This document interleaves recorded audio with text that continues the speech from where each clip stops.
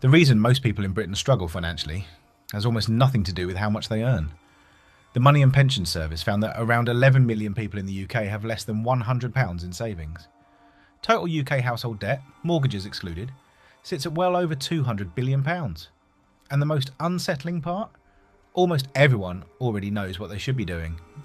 It is not a secret. The problem has never been the information. It is the execution. There is a massive gap between understanding something and actually doing it, consistently, over years. And that gap is exactly where financial stress lives. But here's what makes this particularly hard in Britain right now. We have a system that looks like it is looking after us.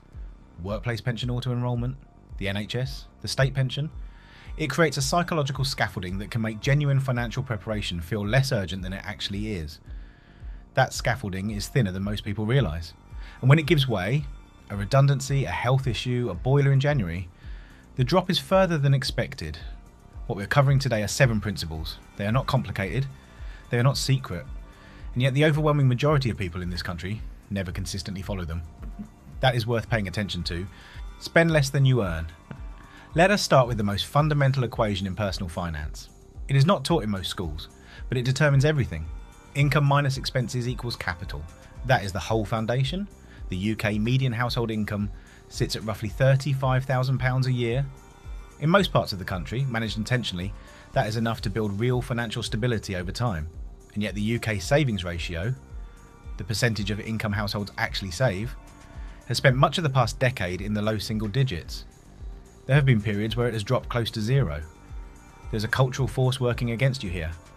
In Britain, spending has become quietly tied to identity in ways we do not always acknowledge. The car on the drive, the holiday on Instagram, the kitchen renovation, and every time your income rises, the pressure to upgrade your life rises with it. This is called lifestyle inflation, and it quietly devours wealth before it ever has a chance to compound. The antidote is straightforward.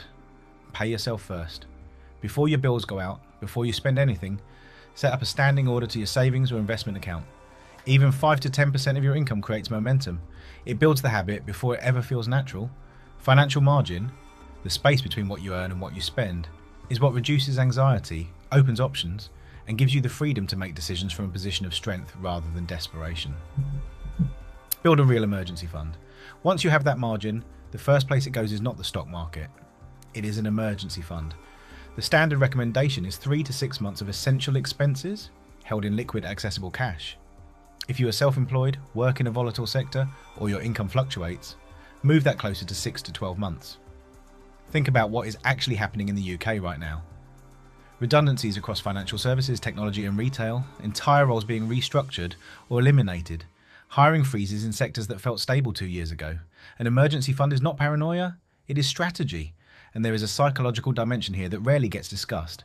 When you know you have a runway, you stop making decisions out of fear, you negotiate better in job interviews, you do not accept a poor settlement because you cannot afford to wait, you do not panic sell your investments when the market drops, and it will drop. Where should this money live? An easy access savings account with a competitive rate, or a cash ISA? In the current rate environment, many of these accounts are offering 4% or above, meaning your emergency fund is earning something while remaining fully accessible. The real value, though, is not financial. It is the clarity of mind that comes from knowing you can absorb a shock. Increase your income? There is a ceiling to how much you can save by cutting expenses. At some point, the only meaningful lever is earning more, and for a lot of people in Britain, this lever has been under serious pressure. Real wages in the UK have barely grown since 2008. When you account for inflation, housing costs, energy bills and food have risen faster than most salaries for years. When your fixed costs are growing faster than your income, discipline alone is not sufficient. But there is something worth saying here about the current moment. The digital economy has made it genuinely possible to monetize skills that would have had no market 20 years ago. Freelancing, consulting, digital services. These are not casual side projects for most people who pursue them seriously.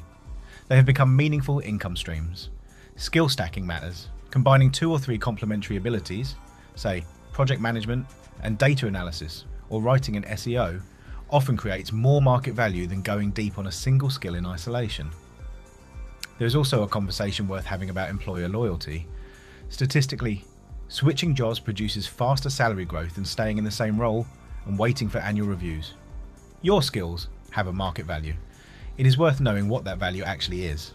Career transitions are uncomfortable. Not every move works immediately, but stagnation in real terms is often more expensive than the discomfort of trying. Control lifestyle inflation. So your income increases, the raise comes through, the contract lands, and then, almost automatically, the expenses rise to meet it. A newer car, a bigger flat, more subscriptions, nicer restaurants more often. It happens gradually, feels completely justified in the moment, and is one of the most reliable ways to remain financially stuck despite earning more.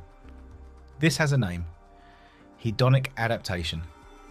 We rapidly adjust to improved circumstances and return to a baseline level of satisfaction.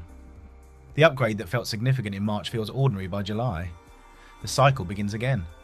People who have genuinely accumulated significant wealth, not just high earners, but those with real net worth, tend to maintain surprisingly controlled personal spending relative to their income. The gap between what they earn and what they spend is treated as an asset, because it is. That gap is investment fuel. A practical approach: when your income increases, consider directing roughly 30% of that increase toward lifestyle improvements, and the remaining 70% towards savings or investments.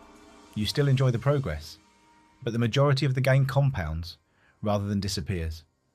Wealth built quietly without the need to display it creates a kind of freedom that no visible purchase ever can. Plan for retirement, and do not rely solely on the state pension.